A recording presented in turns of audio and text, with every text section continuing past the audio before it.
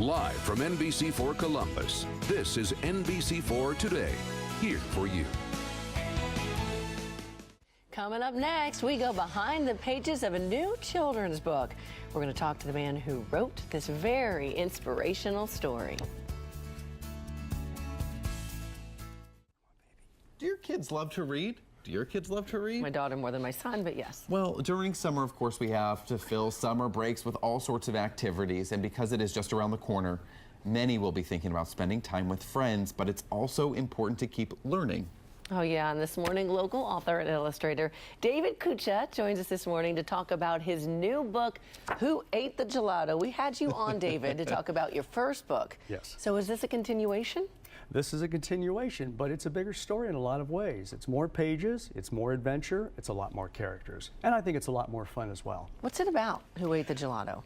In the middle of a massive heat wave that's gripping Europe, and the king and queen are going to come for a visit, and someone, well, I'll say who, Jasmine eats the last of the gelato right before the visit, and the chef, played by myself, goes ballistic.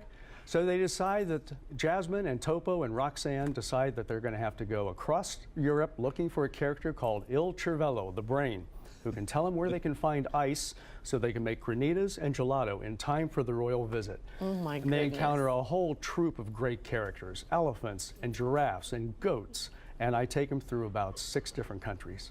Exciting. Yeah, how did you come up with this idea, and how long did it take you to put it on paper? Well, kids through the Westerville School District actually helped me with a couple of ideas that I've put in this book. One little girl had asked that I use a chihuahua in the book, and there is a chihuahua in this book. But I have to say that the actual inspiration came from years ago. My wife's dog, Benji, happened to be a glutton and ate the top ball off of my ice cream cone. And when his mouth froze shut and I had to pry it open, I thought, you know what? It serves you right, old boy. But I use that as the opening for this book also. And Jasmine eats the gelato and her mouth freezes shut. And so somebody's got to open her mouth. And I know Jasmine was so important to you as Jasmine well, was my personally.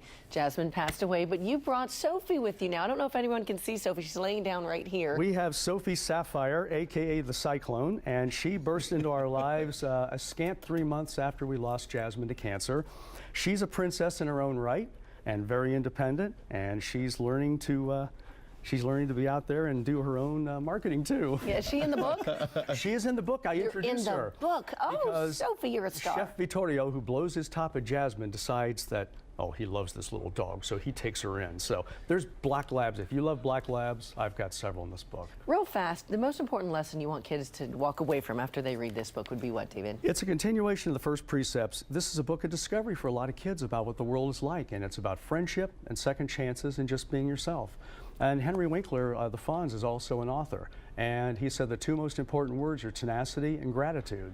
Tenacity enables you to get where you need to go, and gratitude allows you to appreciate that journey, no matter how difficult it was getting there. And I think it's really important because it pertains to a lot more than just writing children's books. Oh, great point. Who Ate the Gelato? I know it took you so long to finally get this done, but... And if I could say, I've got 2 book signings coming up. Very excited about. First is going to be on April the 18th at Copa Gelato in Westerville. I'll be there from 6 to 8 in the evening. And the second is going to be at A Twist on Olives on May the 9th from 1 to 4. And it's going to be a lot of fun. It's an Italian theme. Of course it is. David, Great. Thank you so much for coming on. Thank we you. can't wait to read this, can't we? No, we can. We want to play with Sophie more too. We want to play this. We'll be right back, everybody.